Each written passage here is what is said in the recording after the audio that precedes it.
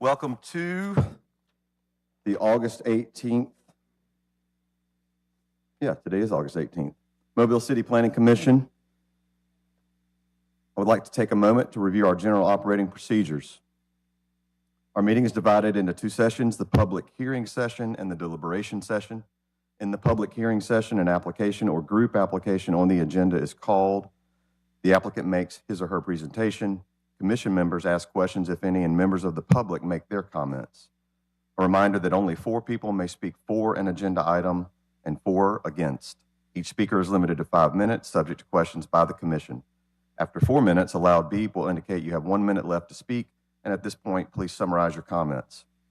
After all opposition speakers have finished, the applicant will be given time to respond. If you do intend to speak, please come to the podium, speak into the microphone at the bottom of the stairs, and give your name and address for our minutes. Please direct all comments to the commission only and not to the applicant or the audience. And please remember to speak directly into the microphone. On routine applications, the applicant may simply raise his or her hand if there are no objections to the staff recommendations. I will then announce that the applicant is in full agreement with those recommendations. If there are any questions, the applicant will be given an opportunity to respond. After hearing all applications, the commission will then go into the deliberation session. In that session, commissioners discuss each application with input from the staff as necessary, but with no input from the audience. Commissioners then vote on each application, and the results of the voting can be learned from the planning department. If some issues arise in the deliberation session that were not addressed in the public hearing, we have the discretion to either allow additional comments pertaining to those issues in order to resolve them or call for the application to be held over for discussion at a future meeting. Occasionally, one or more commission members may recuse themselves from discussing and voting on a given application. A recusal does not necessarily mean the member is directly involved with the application or the applicant, but depending upon the circumstances, ethical rules may require a recusal when there is only the slightest appearance of a conflict of interest. If a regular member recuses, a supernumerary will vote in their stead unless they are already voting due to absences. The Planning Commission makes final decisions subject to appeal on subdivisions, planning approvals, and planned unit developments, or PUDs. And a reminder that the Planning Commission only makes recommendations on zoning applications, with the City Council making the final decisions. This time, please turn off all your cell phones or turn them to silent or vibrate. Commissioners and staff, please remember to turn on your microphones when speaking. I'll call the roll. Myself, Jay Stubbs, present. Mr. Alan Cameron, Ms. Jennifer Denson, Mr. Carlos Gant, Ms. Shirley Sessions. Here. Mr. Taylor Atchison. Here. Mr. Matt Anderson. Mr. Nick Amberger. Here. Mr. Scott Jones. Ms. Susan Carley. Mr. Kirk Matei. We have a quorum, and I'll entertain a motion to adopt the agenda. Properly moved and seconded. All in favor? Aye. We'll move on to the agenda, and at the recommendation of staff, we are going to start with number 8. Number 8 on the agenda, 5015, 5017, 5019, 5021, and a whole bunch of 5s, Cottage Hill Road, 2113 Demetropolis Road, and 2104 Garman's Lane. It is a subdivision, a PUD, and a rezone. It's been recommended for holdover. Is the applicant present in agreement with the holdover recommendation? Yeah. Mr. Chairman, if the applicant is able to obtain that other signature within the next week, we will be more than happy to recommend that it be heard at the September 1st agenda. In lieu of the fact that it is on the agenda for today and in publication, I do need to open the floor to if anyone else is here to speak for this agenda item number 8. Is there anyone here to speak against agenda item number 8? All right, seeing none, we'll move on to the agenda, starting with extensions. Number 1, 4464, 4474, 4480, and 4490 Halls Mill Road, Persons Development and Construction. It's been recommended for a 1-year extension. Is the applicant present?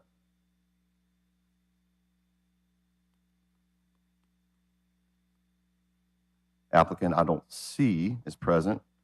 Has staff commented or has any conversations with persons? No, sir, we have not, but we did not receive any comments via the portal or no one in opposition. Is there anyone else here to speak for this agenda item? Is there anyone else here to speak against agenda item number 1? Seeing none, we'll move on to agenda item 2 under new subdivision applications. 1315 Creekway Drive, Driftwood Acres Subdivision. It's been recommended for tentative approval with 8 conditions listed. Is the applicant present? Are you in agreement with the 8 conditions? The applicant's present and in agreement. Is there anyone else here to speak for this agenda item? Is there anyone else here to speak against this agenda item? Seeing none, we'll move on to number 3 under new subdivision applications. 5837 Three Notch Road, Dees Commercial Park Subdivision. It's been recommended for tentative approval with 8 listed conditions. Is the applicant present? In agreement? The applicant's present and in agreement. I'll ask and see if there's anyone else here to speak for this agenda item. Is there anyone else here to speak against this agenda item? Seeing none, we'll move on to number 4 on the agenda under new planned unit development applications, or PUDs. 2421 Anton Street. It's been recommended for approval with 6 findings of fact and 9 listed conditions. Is the applicant present?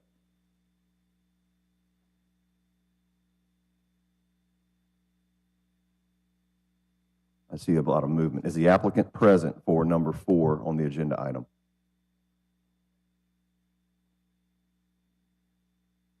Staff, do you have any comments on applicant? No, sir, none from the applicant nor any opposition. Is there anyone else here to speak in favor of or for agenda item number 4, 2421 Anton Street? Is there anyone here to speak against the agenda item? All right, seeing none, we'll move on. Under group applications, group applications have subcomponents of the application. Number 5, 712, 716, and 718 Dauphin Island Parkway. We have a subdivision and a PUD and a planning approval recommendation. Under the subdivision, we have a tentative approval, recommended for tentative approval with 10 conditions listed. Findings under the PUD, we have findings of fact for approval, of which there are 5, along with 13 conditions. And under the planning approval, we have findings of fact. There are 3, along with 10 conditions listed. And there's also a rezone, of which that's recommended for approval as well. Is the applicant present? Are you in agreement with each A, B, C, and D of this? Okay. Is there anyone else here to speak for this agenda item? Is there anyone here to speak against? Seeing none, we will move on. Number 6, under group applications, 850 Marion Street. We have a subdivision and a planning approval. It's been recommended for holdover till the September 15th meeting. Is the applicant present? Mr. Chairman, Yes. since staff reports have been posted, the applicant has been in contact with staff, and we have determined that the Revenue Commission and GIS layers on our mapping system had an error. And so the property lines as depicted by the applicant are correct. This is the parcel here that we were in question was perhaps owned by the city, but they have shown documentation that it is owned by the school board, which they are purchasing the property from. And as such, staff has prepared conditions of approval you have copies of, as well as the applicant has received a copy of.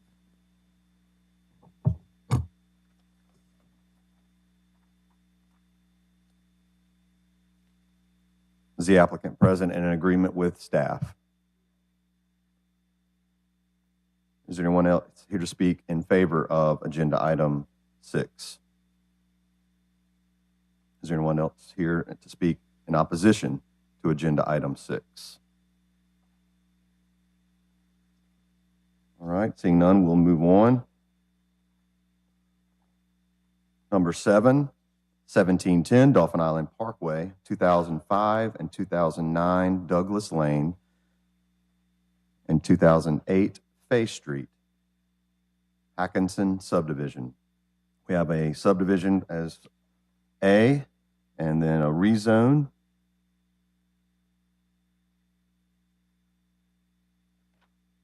It's been recommended for tentative approval on the subdivision with 10 conditions listed, and a rezone been recommended for approval with conditions listed. Is the applicant present? Are you in agreement with both A and B? Is there anyone else here to speak in favor of agenda item 7? Anyone here to speak in opposition?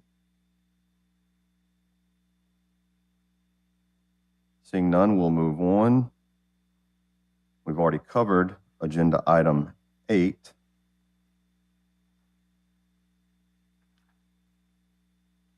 And if I'm correct, that will now close the public hearing session.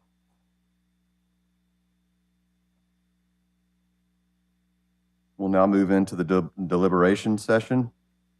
We'll begin where we began in the first part with number 8 on the agenda. It's been recommended for holdover. Entertain a motion. Second. Properly moved and seconded. All in favor? Aye. The motion passes for holdover. Back to agenda item number 1. Been recommended for tentative approval. The applicant was not present, but a reminder that any future extensions will be unlikely. Second. Properly moved and seconded. All in favor? Aye. The motion passes. Number 2, 1315 Creekway Drive, recommended for tentative approval with 8 listed conditions. Motion to approve, subject to staff conditions. Second. Properly moved and seconded. All in favor? Aye. Any opposed? The motion passes. Number 3, 5837 Three Notch Road, recommended for approval with 8 conditions. Applicant was present in agreement. Second. Properly moved and seconded. All in favor? Aye. The motion passes. Under new planned unit development applications, 2421 Anton Street, recommended for approval with findings of fact and 9 conditions. Applicant is present and in agreement. Move. Second. Properly moved and seconded with findings of fact A through F. All in favor? Aye. Any opposed? The motion passes. Group applications. Number 5, 712, 716, and 718 Dauphin Island Parkway. We'll take each A, B, C, and D separately. Subdivision, tentative approval with 10 conditions. The applicant was present and in agreement. Motion to approve, subject to staff recommendations. Second. Properly moved and seconded. All in favor? Aye. The PUD, findings of fact, of which there were 5, along with 13 conditions, again in agreement with the applicant.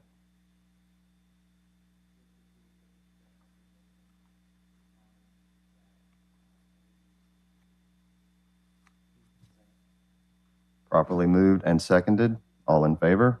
Aye. The PUD passes. Planning approval, findings of fact, of which there were 3 listed, along with 10 conditions, again in agreement. Move to approve based on staff recommendations with findings of facts of A, B, and C. Properly moved and seconded. All in favor? Aye. Any opposed? The motion passes. And D, the rezoning, recommended for approval with conditions listed, and the applicant was in agreement. Second. Properly moved and seconded. Moved in favor? Aye. The motion passes. Number 6, 850 Marion Street, revised to agreement after comments from staff. Take these separately as well. Subdivision, recommended for tentative approval. Second. Properly moved and seconded. All in favor? Aye. The motion for the subdivision passes. And for planning approval,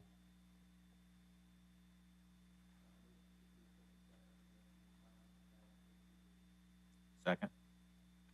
properly moved and seconded. All in favor? Aye. The motion passes. Number 7 on the agenda, 1710 Dauphin Island Parkway, 2005-2009 Douglas Lane, 2008 Faye Street. We'll take these separately. Subdivision, recommended for tentative approval with 10 listed conditions. The applicant was present and in agreement. Move to approve, subject to staff recommendations. All in favor? Aye. The motion passes. And on the rezone, also recommended for tentative approval with 2 listed conditions.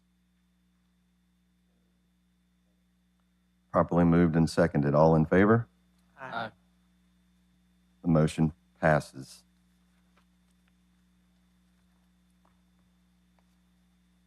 This concludes the agenda for the Mobile Planning Commission. We'll now open it up to other business from staff.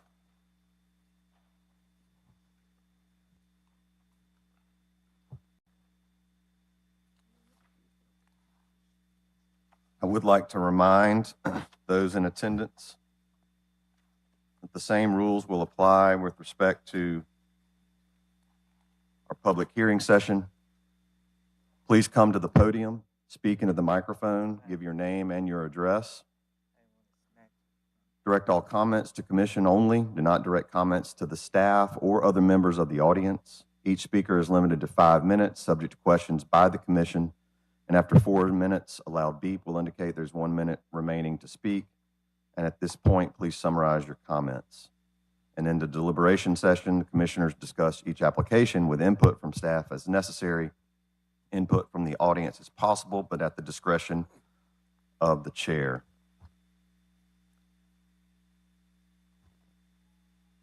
Mr. Chairman, Mr. Jim DeLapp will be giving a presentation about the proposed amendments to the Downtown Development District.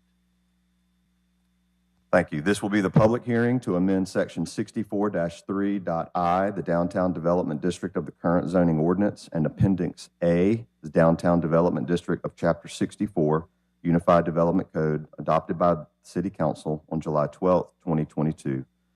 The purpose of the amendment is to create a new special district for the Civic Center site, establish development criteria, and modify the regulating plan for the Downtown Development District. Jim? To start out, again, Jim DeLapp, City of Mobile. I'd like to start out here with just a brief history of the site and the area to give some context before we dive in to the proposal. What you see on the screen is just some facts about the Civic Center complex itself, years it was built between 63 and 64, and the Expo Hall built in 73. The amount of parking on site, which is approximately 1,250 surface parking spaces, and the auditorium capacity and theater capacity. And I'll just note that at the time it was built, it was a state-of-the-art facility, but many of the things about the facility today no longer meet the requirements of the entertainment and the city as a whole. Next slide. In 2007 and 2008, the city undertook a study called the New Plan for Mobile to look at really the downtown area and look at a new vision and what it could be in the future. And it's really kind of served as a city's guide in many ways for any redevelopment and things that are happening throughout the downtown area. I wanted to show you this because as you see from the cover slide of that plan from 2008, and it's blown up there on the screen, you can kind of see a vision of what at least that development or that firm showed for a potential use, and you can kind of see the character and scale of some of the facilities on that site. So the point in showing this is that this has been many years about talking about what would happen on the Civic Center site. And this is just one example. Next slide. Within that document, there's 2 pages that talk about the current complex and what the city may do going forward to repurpose that site. There are proposals to both keep the facilities that are on there, that's the arena, expo hall, and theater, and proposals that talked about removing those and doing other development on the site. And you see in the upper left, well, go to the next slide, please. On the left there, you see, again, that image shows keeping the facilities and adding additional facilities. Again, this is from a 2007-2008 plan. The middle picture shows kind of a use, proposed use in areas, and then on the right shows a concept without the facilities that were built in the 60s. The common themes throughout all those, just real quick, the common themes throughout all those was that there's a higher and better use of the surface parking itself, that site should include mixed-use development, office, residential, commercial, and potentially entertainment, all to generate some form of revenue and bring life into the area. Next one. In 2018, well, the city commissioned a facilities assessment of those 3 facilities in 2017, and we received those. We understood what was needed to bring those facilities back to life. And in 2018, completed a strategic plan for the site, and then also sent out a request for proposal for redevelopment of the site. And there were initially 3 proposals submitted. 2 of the proposal groups joined forces, and there were really 2 final proposals. You see images of those 2 on the screen from 2019. Those were presented to the city council. And both of those proposals, which you see for that site, both eliminated all the facilities on the site, the expo hall, arena, and the theater. Again, this is really kind of demonstrating that we've been talking about this site for a very, very long time. One of the things we found during the last few years is that with COVID and the use of the expo hall and the arena, that there's, and the feedback we got from the community with these proposals, that there's a desire to keep the arena and some of the facilities there. And so the city looked at that and said, how might we do this in a more phased approach? Next slide. And so we looked at phasing the redevelopment of the site and looking at how we could figure out what the true cost to renovate the existing facilities would be, but also take many of the cues that the city had received from those years of proposals and plans for the remainder of the site. And in most all of those proposals, it showed some form of residential, introduction of residential, particularly along Lawrence Street, as well as a future office space and commercial space. Many of them showed a hotel, and all of them showed having some form of parking garage to take care of the parking, which is currently done with the surface parking. And this year, the city hired a firm, Populous, to look at the site and give us kind of not only do an assessment of the current facilities and a vision of what those current facilities, the expo hall, arena, and theater could be and what it would cost to renovate those and a new vision for those, but also put an eye towards what the overall site could look like.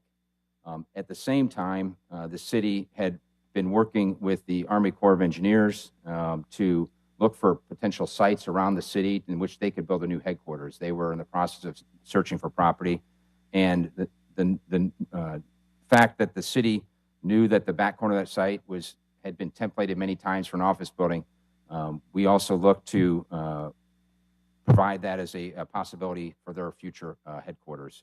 And that has been moving down on a path, and we'll talk more about that here in a minute. But what you see on the screen is the 2 revitalization options that the architects Populous came up with. The one on the left, called Shift to the East, retains the arena and the theater and has new facilities built in between them. And the one on the right retains only the arena and expands the arena space. And then you see some other elements there that go with it, potential new hotels, et cetera. Next slide. And so in doing that, again, the architects Populous looked at the overall site. They wanted to make sure they understood what was going to be happening on the site. And as I said, we had been working to place an office building in the back, in the corner, the lower corner you see there, and a parking deck. And again, the parking deck location has kind of really carried throughout many of those earlier proposals. And so what you see on the screen is the Shift to the East concept by Populous, which retains those 2 main assets.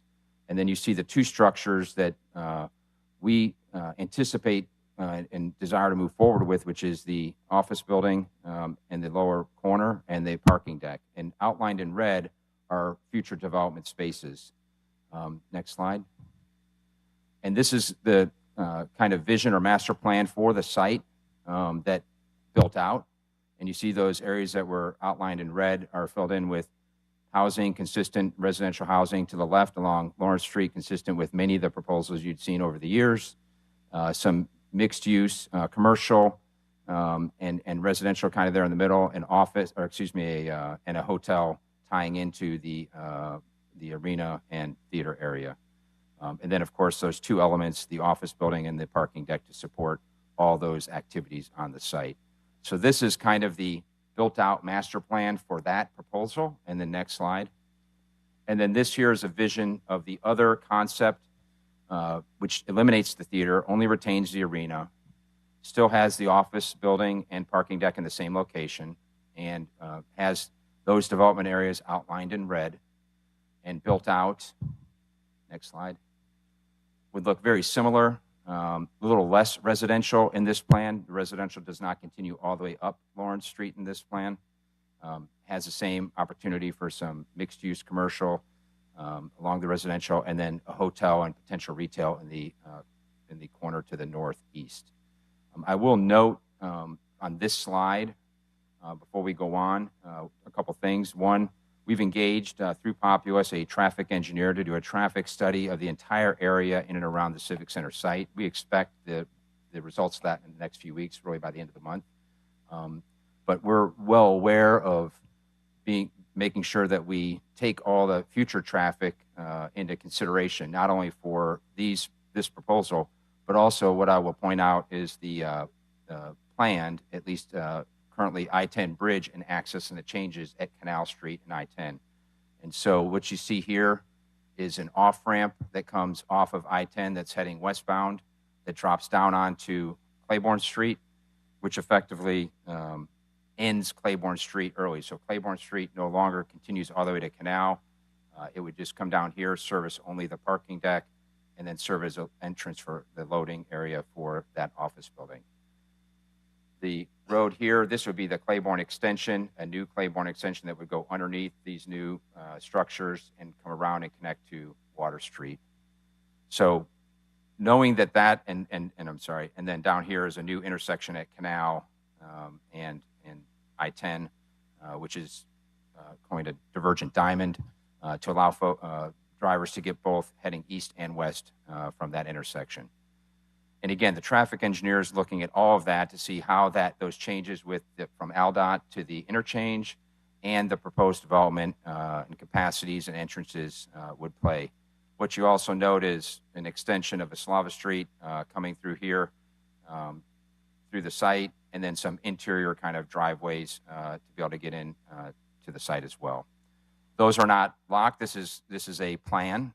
It's not a final design. And so right now we have kind of two master plans with the two different options. But again, many of the key features that you see would be consistent in both, including the office and the parking structure. Next slide, please. Go ahead. Yeah, just pull up the other presentation here. So that's just a little bit of background about the site and the proposed plans. And now we'll get into the task at hand, which is the rezoning to support those plans. So this is the site that as you see it today, with the three main buildings, the expo hall, the arena, and the theater, and obviously the main surface parking area. And to facilitate redevelopment of the site, whether it's the plans that were just shown to you or any other plan, the city needs to go through a zoning process. Next slide. Since the downtown development district's regulating plan was put into place, you'll note that the area around the Civic Center was designated a special district, and it currently is not zoned specific to any use. And so the task that we're faced with is putting a zoning overlay on that to facilitate any future redevelopment. Next slide. And you see here the special district, and you can see that the special district CC, or for Civic Center, will use the established standards to address the land uses, the building sizes, height, location, parking, materials, landscaping, and other details. The intent is to establish standards that accommodate a wide range of redevelopment options while respecting the abutting neighborhoods. Next slide.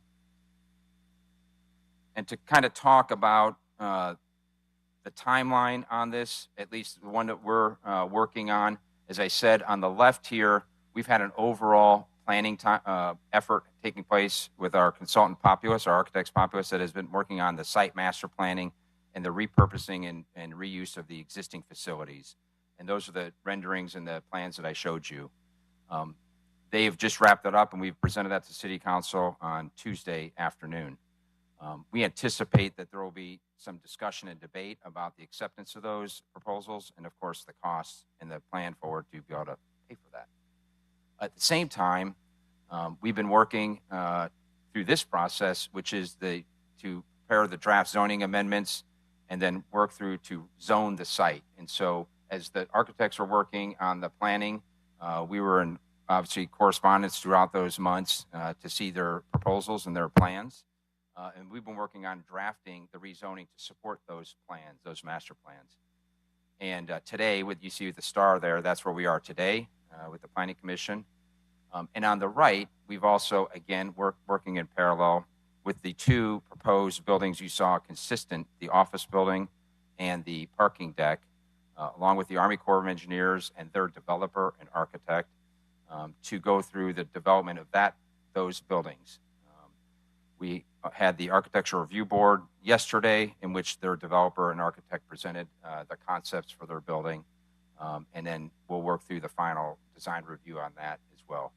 So the point to this slide is we're kind of working in parallel with all these, trying to be thoughtful and deliberate in the process, taking our cues from everything that's been done over the last 15 to 20 years as the city has contemplated redevelopment of the site, and making sure we do it in a deliberate, phased approach.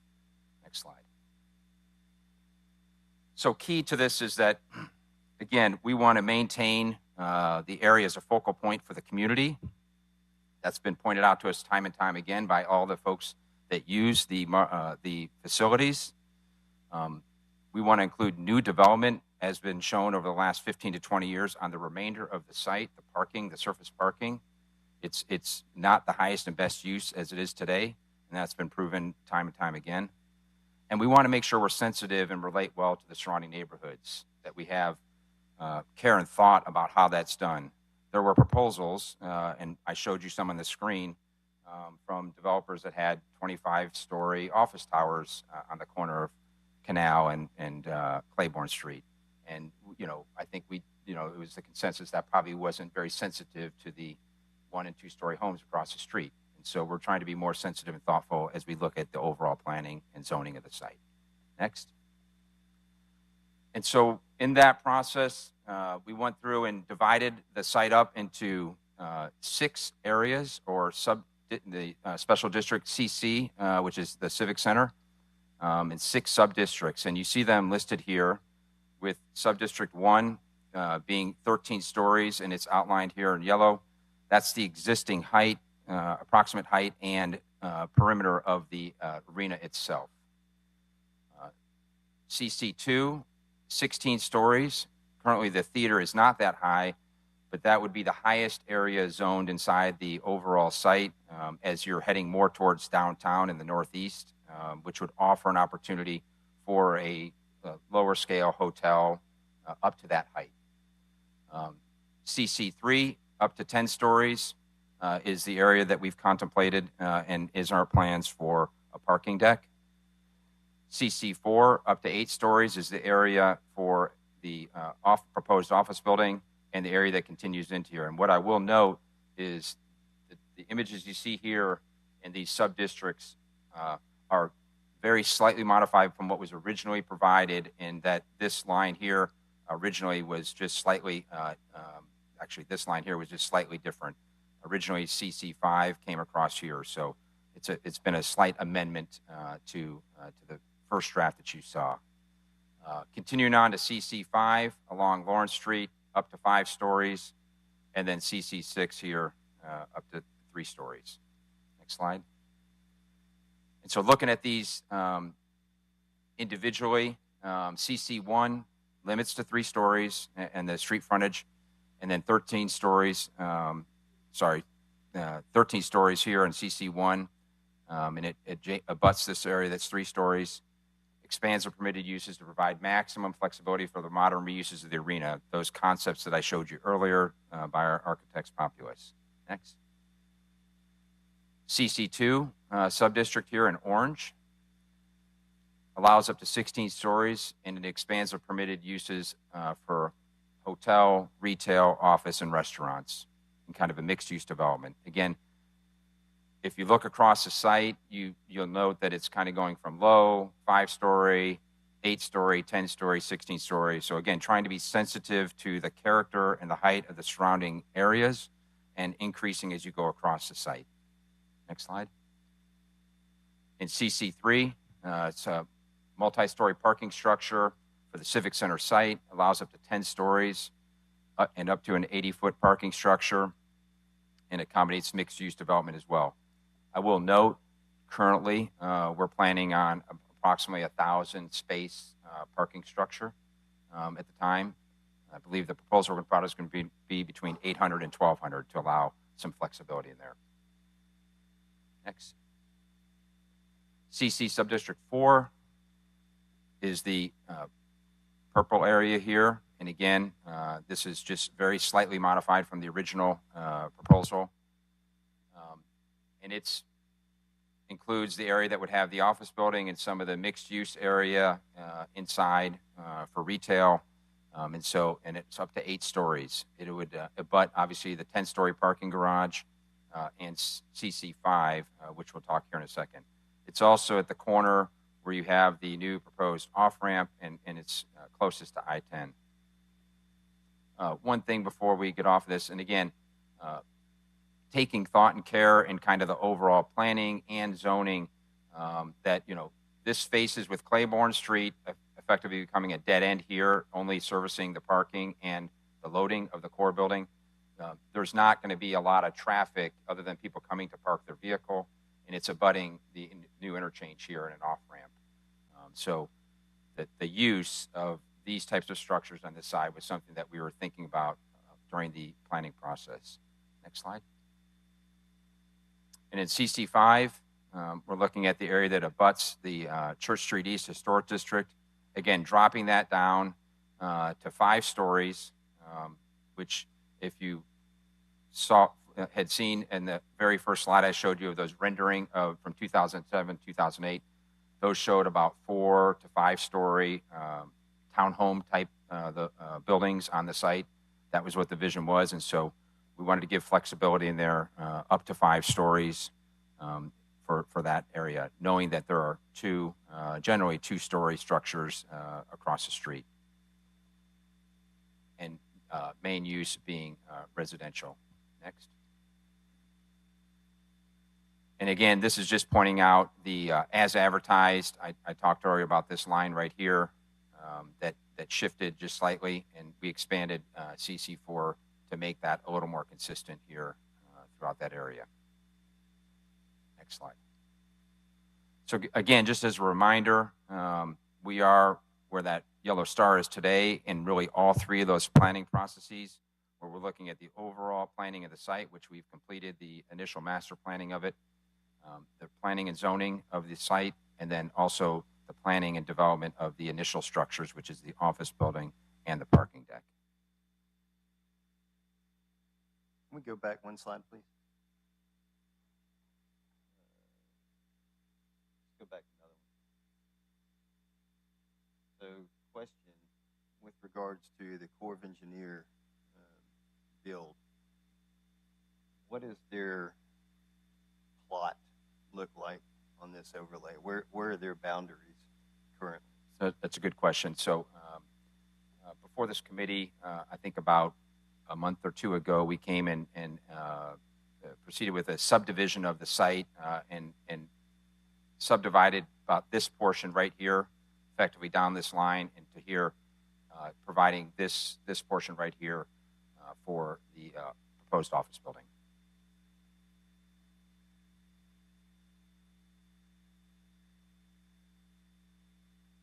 Other questions? Jim, is that your final Yes. comments on your presentation? At this time, we'll open it up for any questions or comments additional from commissioners.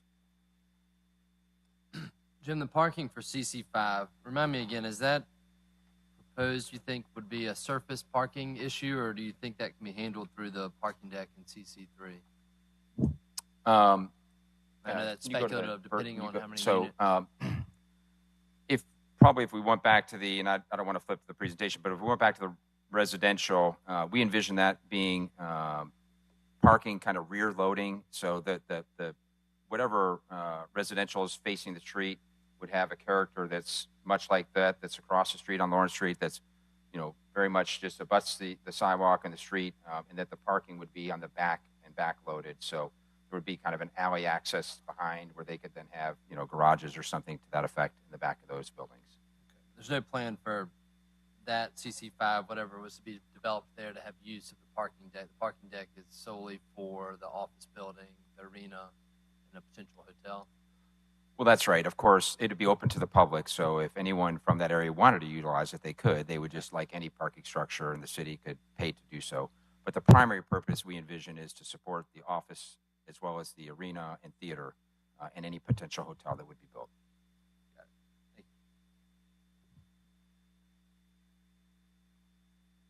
So will there be a charge for the parking deck? Yes. It would be like all of our other parking decks. We would probably have a third-party person managing it.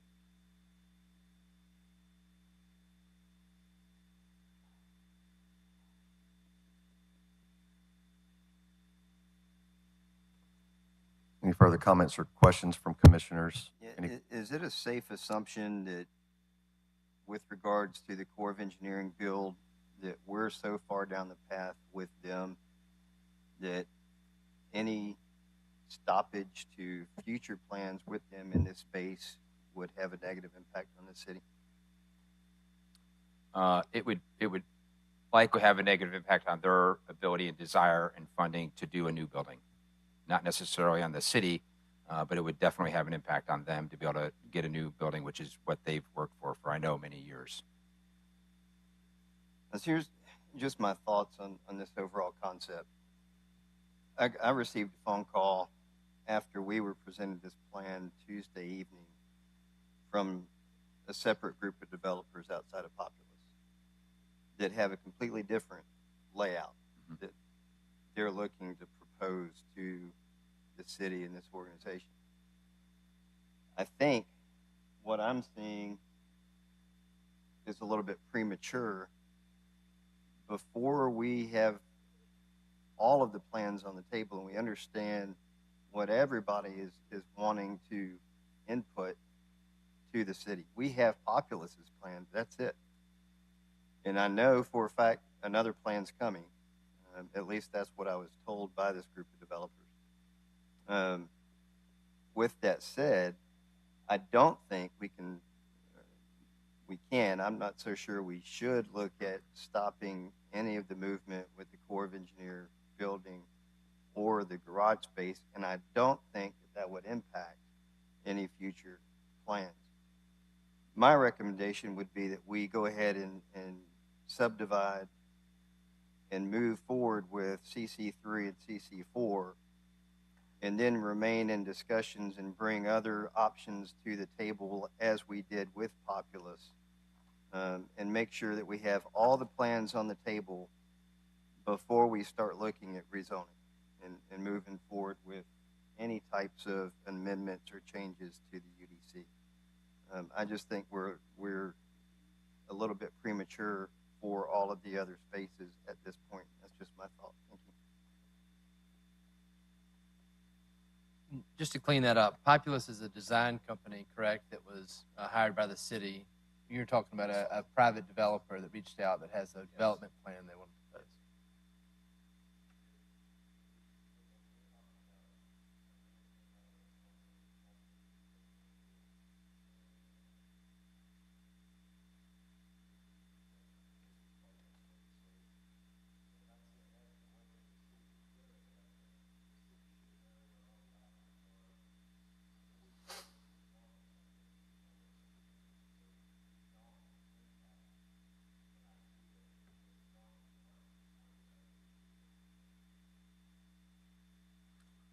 Who's going to control the parking deck?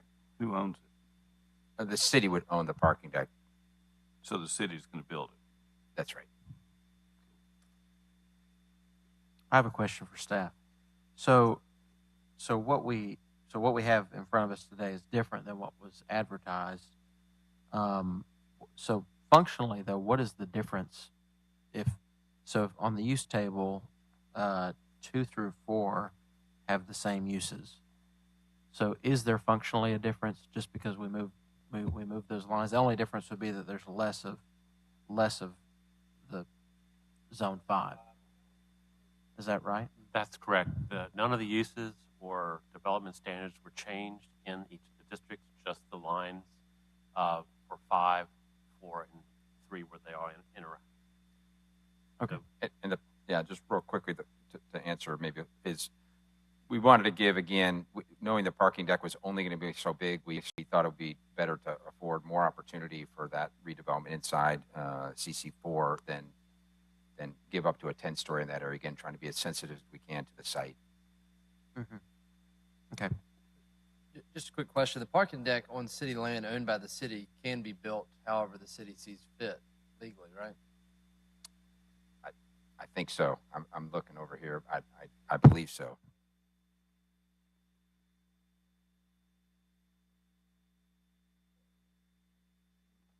The city is subject to subdivision regulations, not zoning regulations. So any design criteria really would go out the window because the city is not subject to that. And then the lot that is subdivided for the core building will be leased to a private developer that will own the actual structure, and therefore they do have to comply with what we're discussing today. That's right. So really that's the only piece that was truly holding up the potential development of the core site, really. Of that particular piece, that's right. There's one other comment I want to make in recommendation to the amendments on 64-3-1, paragraph 9. There's an exception that says all special districts except SDWH and SDCC require a master plan be completed in coordination with the planning section. Transact subdistricts are assigned through the master plan process. Master plans shall be approved by the Plan Commission and the City Council.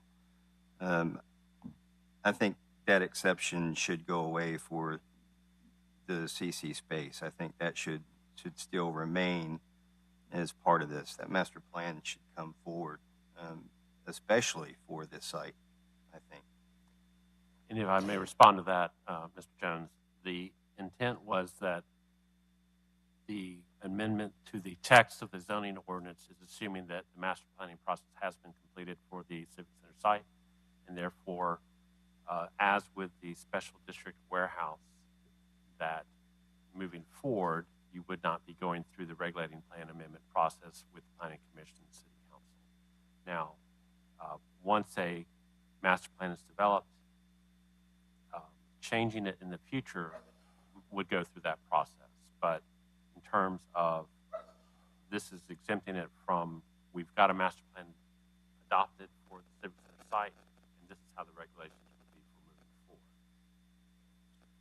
It could be reworded to be clearer.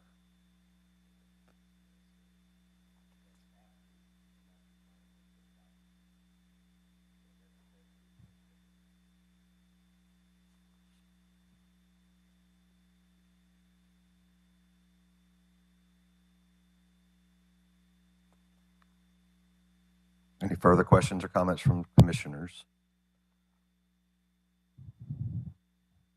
All right, thank you, Jim.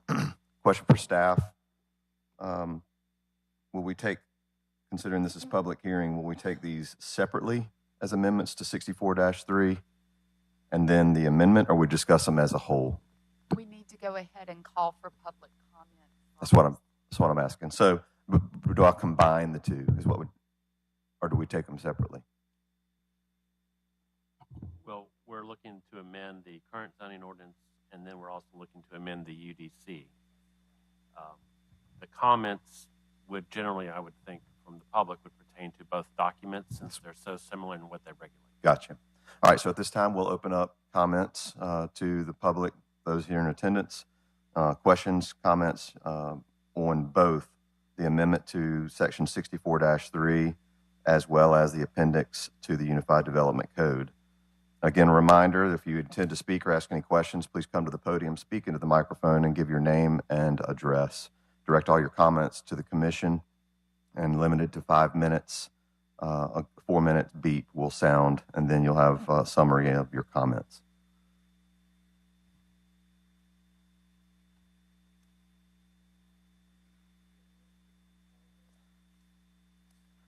I don't know if this is necessarily a list of those who are going to make a comment or ask a question, but I have Stephen Welford, Marie Dyson, Jim Backman, Willie Patterson, Barbara Cadrell, Elizabeth Stevens, and I cannot read that signature.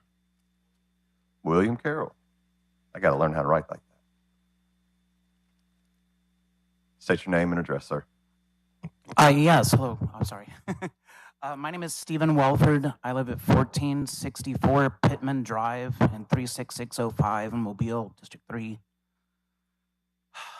I would back up a little bit. I would like to. Can you hear me? Yeah, we can hear you. I would like to ask the commission to please go back to the black and white diagram that shows the actual artist depictions of the footprints of the buildings and so forth.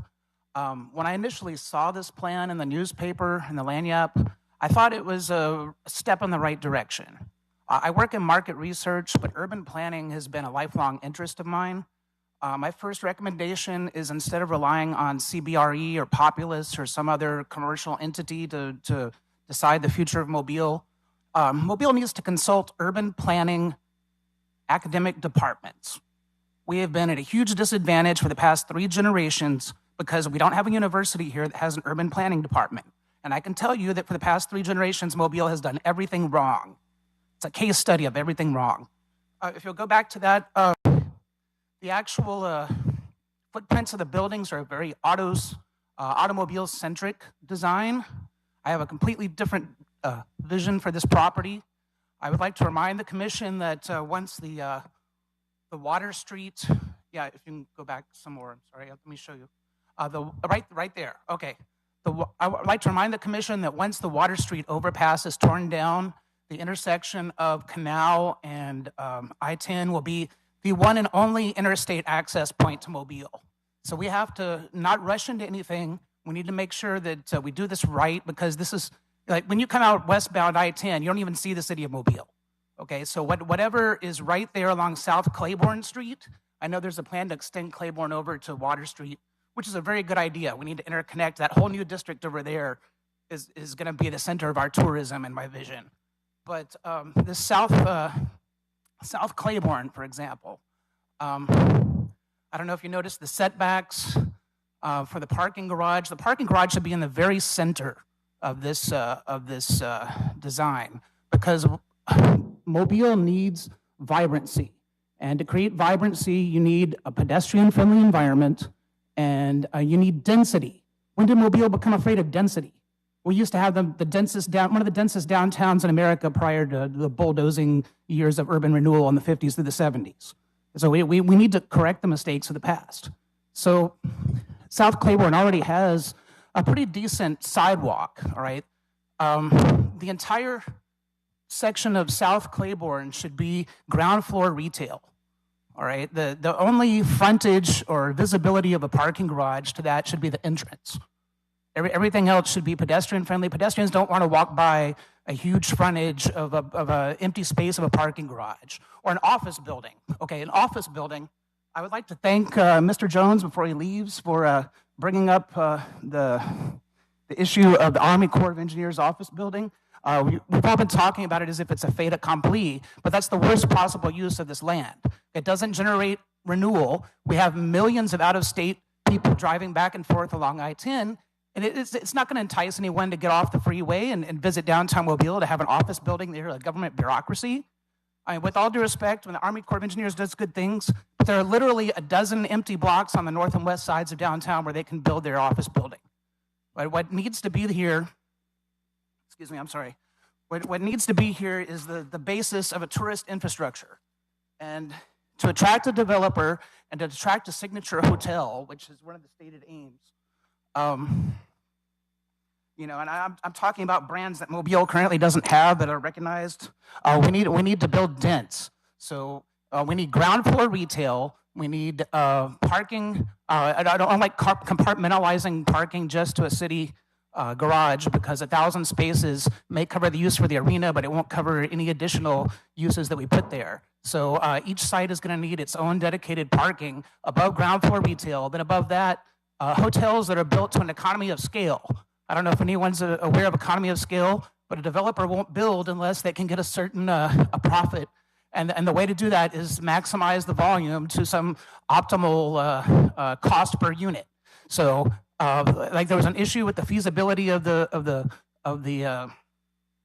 convention center, that there weren't enough hotel rooms within a certain radius, and you can refer back to the 90s, where they need a certain number of hotel rooms within walking distance in order to attract events. The same thing goes if we want sports or concerts at the Civic Center. We need a certain number of hotel rooms within walking distance. So you've got to have hotels that are large enough to create an economy of scale to attract a developer to get a marquee brand like a Westin or Mr. Welford, I'll ask Marriott Embassy Suites. Mr. Welford, excuse me, I'll ask you to summarize your comments because we're at time. Oh, okay. So yeah, I'll allow you 30 seconds. I really think we need to revisit this, consult an academic urban planning department, or if you give me two months, I could create a totally, completely different vision that'll maximize pedestrian traffic. We're being too accommodating to the surrounding residential. If I'm talking like 30, 40-story buildings, to create economies of scale. Hotels like the size of Canal Place in New Orleans, if you're familiar with that. But with ground floor retail, like the retail they have there, or the Jack's Brewery or something to entice people to spend out-of-state money in our downtown, which they won't do at a Corps of Engineers building. Thank you. Thank you for your comments, Mr. Welford.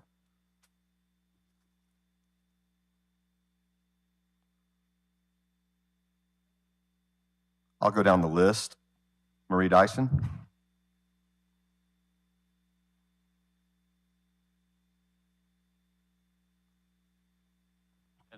Ms. Dyson, before you start, I should remind you that you do have comments that we received online, and Ms. Dyson did submit comments from online. Thanks, Bert. I'm Marie Dyson. I live at 203 South Dearborn Street, and it's within the Church Street East Historic District.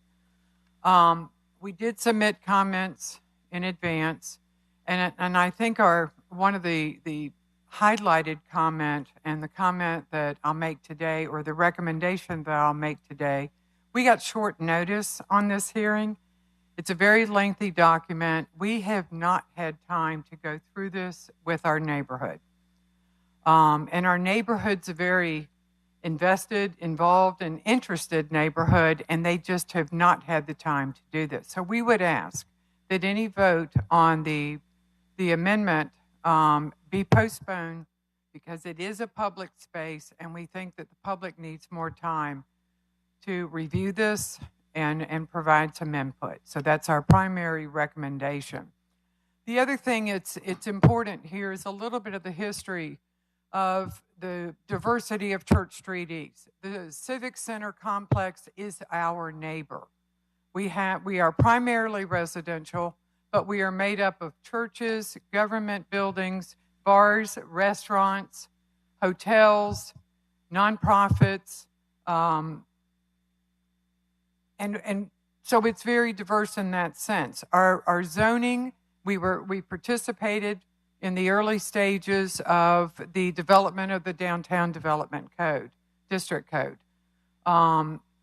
It affects all of us. So we are primarily across the street on Lawrence, T3. And I guess the question from that is, why are we developing additional zones when we have zones under the DDD that we think work very well, and we could work in relation to that? For example, the CC5 should absolutely mirror T3, which is right across Lawrence Street. It's low density residential. And we think that CC5 should be a continuation. It's a streetscape right across the street. It should mirror it. It should be consistent with it. And it should flow. And we think that multifamily dwellings are not permitted in T3. They should not be permitted in CC5. The height of the buildings as permitted in T3, and you'll see in our buildings, our residences, our homes, are 2 stories. That is what is allowed. That's what is permitted. CC5 should not exceed 2 stories. It should, again, mirror and be consistent and flow with the streetscape that is right across Lawrence. In addition to that, it is low density, so we think that it should be single-family homes that should be spread out in that area along Lawrence Street that, again, mirror and are compatible and consistent with what's across the street in the residential area.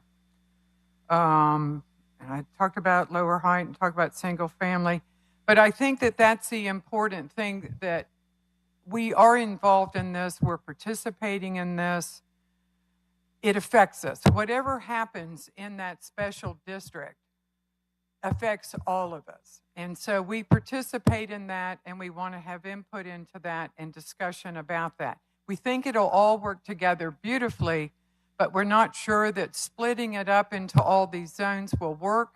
If we're given more time to study it and have discussion about it, we think that that might make some sense. But again, focusing on CC5 across the street, our residential area, we think that they should mirror each other. We think that CC5 should be T3. And all of what's allowed in there and what is permitted in there should continue. Thank you. Thank you, Ms. Dyson.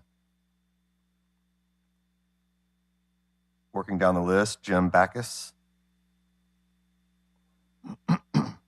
My name is Jim Backus, and I live at 509 Eslava Street, right across from about 3 lots off of Lawrence Street. I've been at that address for 20 years. I'm an engineer. I submitted my comments online last night, so I just want to hit a few of the highlights of those comments. First of all, everyone, I support what Marie has said already, so I won't reiterate that too much, but just to let you know, we recognize where we live. You know, we do get a lot of traffic, particularly around Mardi Gras time. We're excited about what's going on with this development. We're very pleased, at least let me say I am very pleased with the progress up to this point. I'm especially happy that CC5 is zoned residential. So thank you very much for that and maintaining that through all these planning steps. However, we do have some comments about CC5, some of which Marie has already expressed, particularly multifamily dwellings. We think that townhomes could easily accommodate a lot. The 40-foot lot width as proposed in CC5, obviously what you're looking at is trying to do something like a townhome development with 0 side setbacks. For me, I think that would work. I don't think that would be so out of character to our neighborhood, even though the ones in T3 have 20, I think there are at least 10-foot side setbacks from the property line. So, but it has to do with single-family dwellings along CC5, along Lawrence Street. Materials of construction, I made some comments about that. The materials of construction that are allowed in CC5 don't seem consistent with the residential character of the zone. Finally, parking. I know this is going to come up at every meeting. Parking is a real concern. In CC5, it's 1 parking space per residence. That's not enough. If you look all through T3, all through the neighborhood where I live, every property has at least 2 parking spaces on property. And in fact, the proposal is that CC5 you could count one of those as street parking. So my concern is that the people, especially the people in CC5, especially if it goes multifamily housing, is that their street parking is going to be in front of my home. And so my guests will never be able to park there because we're going to have a parking issue. We know that the parking is going down by 250 spaces from the surface parking now to the parking capacity of the parking structure. So we're very concerned about parking. So we believe that CC5 should have a requirement of 2 parking spaces on property, with none of those being counted as street parking. So that's the main thing. Finally, I'd like to reiterate what's been expressed about the master plan. You can see I went to the presentation on Tuesday. I thought Populous did a great job. I was not at the ARB yesterday, but one of the characteristics is that there seems to be a number of consultants that are operating here, and a lot of moving parts that need to be integrated into one master plan. So I want to reiterate those sentiments. And I know you're under a timeline, so but hopefully we can get all this pulled together. And myself and our neighbors, we stand ready to help you in any way we can. Thank you, Mr. Backus. Next on the list, Willie Patterson. Thank you, sir. Next on the list, Barbara Cadrell. Am I pronouncing that correctly?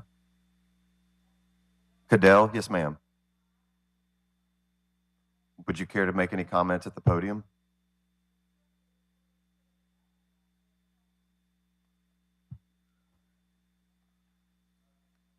I'll direct the commissioners to Miss Barbara Cadell's. They are on the back side of our stapled document.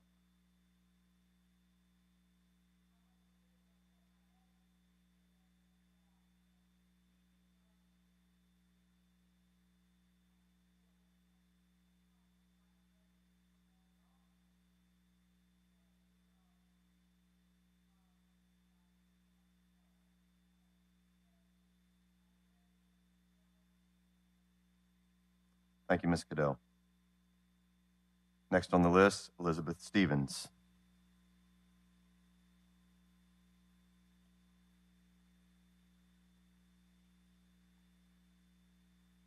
Good afternoon. Good afternoon. My name is Elizabeth Stevens, 261 Dauphin Street. And dear Commissioners, thank you so much for holding this public hearing on the amendments to the Downtown Zoning Code, known as the Downtown Development District, and I'm going to refer to it as the DDD, because that's a lot of Ds to get out in a short period of time. The code that governs downtown is a finely tuned code that is designed to encourage development that contributes to some aspect of Mobile's rich, historic, urban fabric. The proposed amendments have the intent of allowing developers to bypass the form-based code, not to create the urban form that is desired by the Mobile citizenry in every planning process undertaken over the last 30-plus years. And yes, I'm that old. I've been here for all of them. After an extensive public participation process that began in the autumn of 2012, the City Council adopted the DDD in the spring of 2014. The City Council knowingly and specifically adopted a document, the DDD code, that said that parcels labeled SD, which clearly included the Civic Center site, quote, require a master plan be completed in coordination with the planning section. Transect subdistricts are assigned through a master plan process. Master plans shall be approved by the Planning Commission and the City Council, end quote. I believe that the councilors were aware that they owned the Civic Center when they approved the aforementioned language. The high-level planning processes that had been done for downtown all anticipated that any development of the Civic Center parking lot would be private development, and therefore they stipulated that a master plan should be developed under the process specified above. Zoning cannot generate a well-planned neighborhood on its own. It is only an implementation tool for a master plan, and the plan must come first. The zoning code proposed is clearly contrary to the council's wishes. Secondly, the proposed CC district creates a spot zone within the DDD code. The zoning code labels CC creates unique districts for each anticipated parcel to be subdivided from the existing Civic Center parcel. The collection of single parcel zones do not meet the equal protection requirements of zoning districts. The proposed new districts, invite spot zoning challenges. The proposed new districts provide next to no guidance as to form, materials, and siting. Maximum setback allowances are in some cases generous to the point of being irrelevant. Minimum parking requirements are arbitrary and without grounding in the parking demands any study would determine for the proposed code. Uses. This creates an unfair situation with every other property owner in the downtown, which is zoned to a finely detailed form-based code. The current DDD code is prescriptive in that it sets out the parameters to which all properties are built so as to create people-oriented places. That does not mean that contemporary construction is required or that 19th century replicas are mandated. It does mean that a minimum standard of quality of materials is detailed. It does mean that shelter, transparency, and setbacks are finely tuned to create environments where the pedestrian's comfort and needs are the highest priority and not that of the car. History shows that for economic development to thrive in the urban form, there must be pedestrians and they must enjoy the experience. With the short amount of time since this proposed regulating plan was released, and with no master plan to which to refer, I'm not ready to comment on the proposed regulating plan detail, other than to say it is suburban style coding dropped into a historic urban fabric that is otherwise regulated by a carefully calibrated transect-based, form-based code. The site should be assigned the transect zones matching those in the DDD code after the master plan has been adopted. My third request is to hold this code amendment over until a proper master planning process can be done for the Civic Center site. The proposed layout of the SD Stonewater development, a private development projected to be leased to the Corps of Engineers, takes up too much valuable urban land on this site. The siting of this development should be reconsidered so that more land is available for other residential and commercial uses that complement the adjacent neighborhood and the city's yet to be determined goals for the Civic Center. Do not take this as a repudiation of the idea of an office on the southern corner of the site, nor the proposed tenant. It is only one of the form and the siting of the parcel proposed for leasing to SD Stonewater and of the suburban style regulations proposed to guide the private development of the parcel. Adopting any code at this point would be grossly premature, if not harmful, to the wise and measured development the site deserves. We ask that if you do create a committee to review this code or the master plan for the site, that we be included in the discussions, and that will eliminate coming forth with something and the delays caused by the comments that happen without robust public input. I certainly thank you for your time. Thank you, Ms. Stevens. Thank you. Last on the sign-in sheet, but not last on ability to comment would be Councilman William Carroll.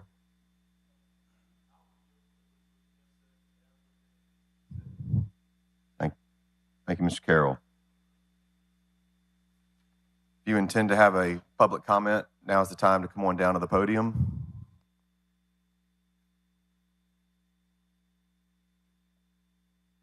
Reminder to state your name and address for the minutes. Chairman Stubbs, members of the commission, citizens and stakeholders of Mobile, good afternoon. Reggie Hill, 1007 Center Street. I'll be brief. Definitely not used to Mr. Carroll yielding the floor, so I'll definitely be brief in this time frame here. I too will join along with my residents of District 2 and insist that there be a holdover for these matters. But as you proceed forward, I do want you to consider, somewhat like Mr. Jones mentioned before, he suggested two that maybe could be considered today. I wouldn't consider the CC4, but I would say the CC1 and the CC3. We need to be focusing directly on the auditorium, the arena, the dome itself. So I believe anything that can be done to expedite that process would be advantageous for the city, as well as we want to ensure that the parking is going to be convenient for the residents. I am not in agreement at all with anything residential in that area. I think we need to focus on what that was designed for and what it can do for the economic status of our city. So I would like to see us moving forward as well, eliminate this idea of the office retail. Now, I will say this. While it would be probably in our interest to have other eyes to come in and present something regarding this project, we've already allocated upwards of, well, not allocated, we've already spent upwards of more than $200,000 with this organization, and that's city money. So I think whatever we can recommend, we need to do it through the organization that's already been there. I believe that Colonel DeLapp has been doing some extensive work on this project, and I think we need to move forward in a manner that's there. But if you will, please just consider those suggestions that are being made, whatever we can do regarding the arena and keeping that there. I would like to see as well the expo hall added back into the project. I was just more so with the shift because of keeping the theater, which I believe is a vital component to that facility. So again, those matters dealing with the arena, with parking. Let's eliminate this piece about residential and office spacing and use this facility for what it was designed for. It was a huge economic piece for this city for so many generations. I think that we can do it again. But as suggested by my fellow residents in District 2, please let's hold this over. Thank you for yielding the floor. Thank you, Mr. Hill.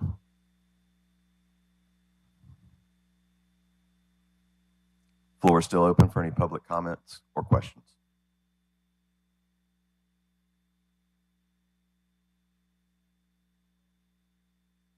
Seeing none, we'll close the public hearing session. And Jim, would you like to comment? I guess as presenter, you would have the opportunity to comment any of the public hearings, questions or comments. So I don't have anything additional. Okay. Thank you, sir. Any further comments from staff?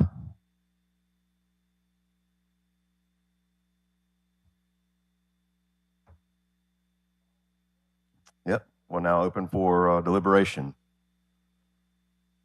Any questions or comments from commissioners on what's been proposed? Again, on the agenda for the public hearing would be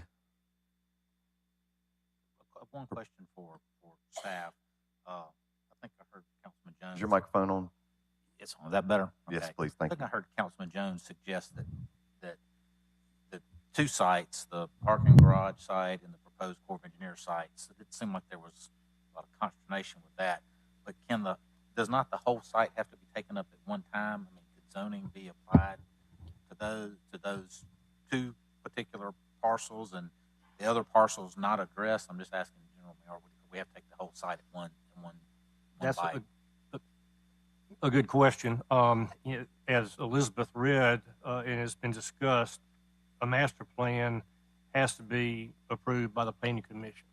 I disagree with Elizabeth in that it has to be first.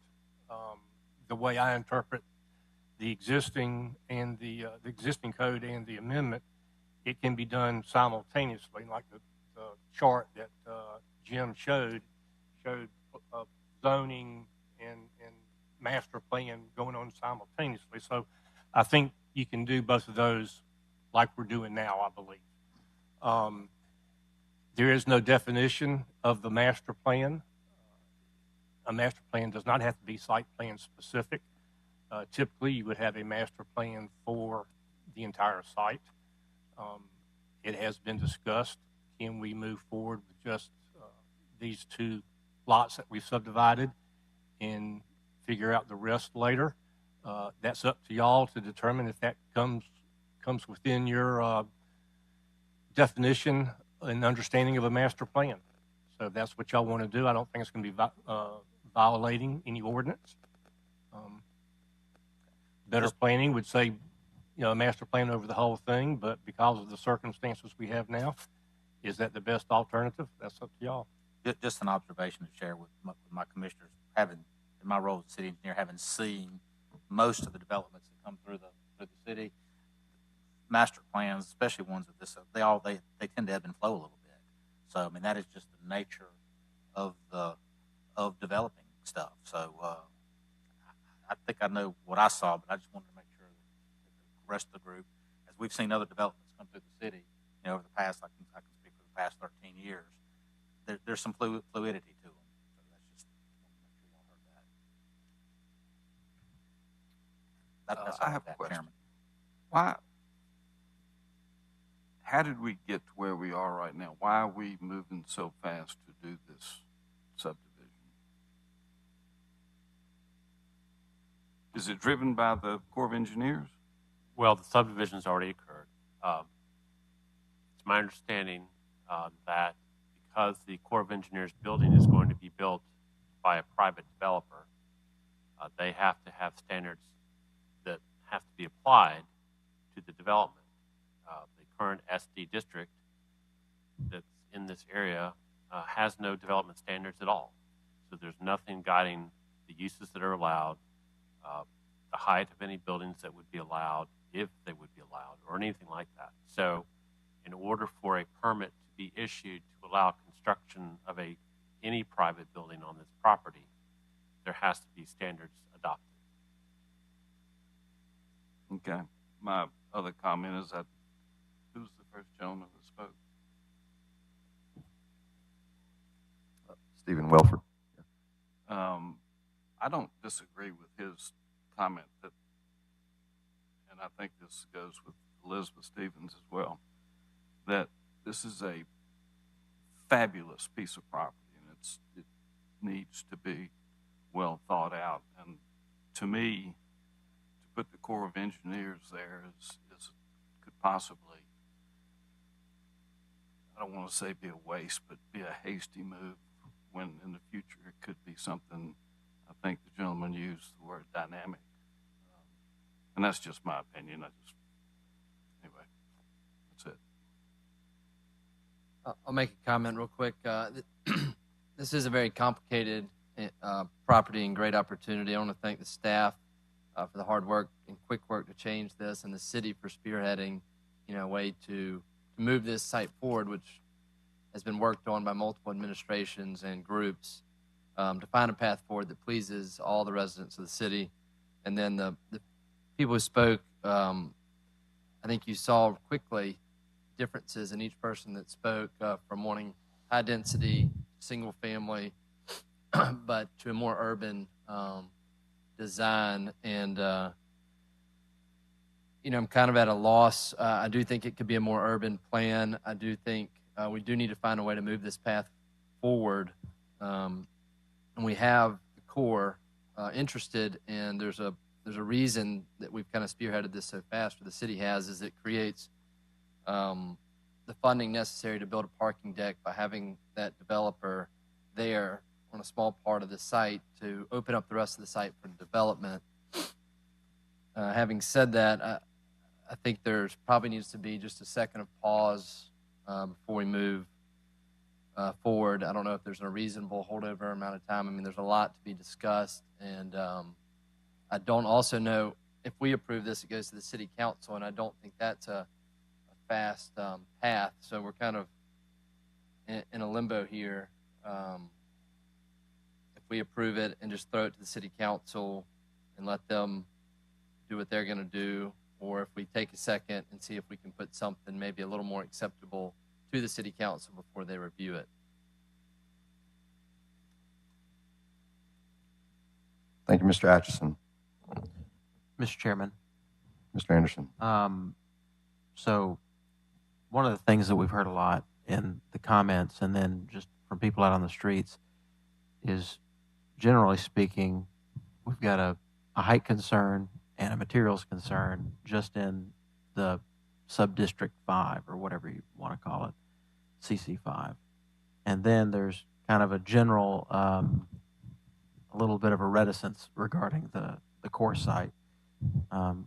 Councilor Jones, right before the meeting, made an offhand comment that Nick kind of just echoed about finding, is there a way we could explore to set the core parcel on its own, on its own independent path, so we can evaluate the rest of it, maybe refine the product a little bit so that the neighbors find it more acceptable, and so that you have something that has a little bit of comity with what Councilor Carroll's going to want to see in his district. And I mean, if we knew how to word that in such a way that we could kind of divvy this up a little bit, I think that we could probably find a nice middle path so that we can spend time on the, CC 1 through 4 and let the other piece ride, if that makes sense. I just don't know how to put that into a motion. And I'm perfectly comfortable just saying, let's hold this thing over till the September 15th meeting or something. If we need time to chop it up and figure out how to do it, that's cool too. I mean, I don't want to have everybody sitting here until 5 p.m. So I'm looking at you, Doug, because you're the guy whose job it is to make our words make sense. What you're asking me is not a legal question. It's a procedural and how should y'all proceed. Yeah, y'all can vote on the whole thing. Y'all can vote on just the 2 lots. Y'all can vote to turn it down. Y'all can hold it over. There's a lot of information that's been thrust upon y'all today. A lot of different opinions, a lot of different issues, like you said, with the design and the height and the use and the parking. So it's up to y'all to make a determination of whether or not y'all feel comfortable with the information you have before you today, and have you had time to digest it and make the decision that's best for the city. On what Taylor was saying, I don't want y'all just to rubber stamp something just because it's going to go up to council and get done. Y'all have a job to do and flush the issues out, and y'all do a great job of that. And I don't want y'all to rush into anything. But if it's whatever y'all feel comfortable with, if you want to hold it over 2 weeks to digest what y'all have been told today, 30 days, whatever y'all think is necessary. I would just like to make one go quick ahead. comment. And it's regarding, I think Mr. Backus mentioned and also listed in his written comments was about parking. I just don't think it gives them sufficient parking. If you have company at his house, where will they park? So I think we really need to go back and look at this and make sure we understand that piece and make sure we give some comfort level to the neighbors in that area. Ms. Stinson. Would this be, I'm not sure we would necessarily create a committee, but do we need to have a working meeting, a working discussion where we can talk about these things and have, or is that, I'm not sure what the right procedure would be. I'm just throwing it out there. Yeah, we could have a working meeting between, in the next 2 weeks. If you wanted to hold it over for 2 weeks, have one next week or the following week to discuss these issues and see what kind of changes y'all desire to make to what's been presented.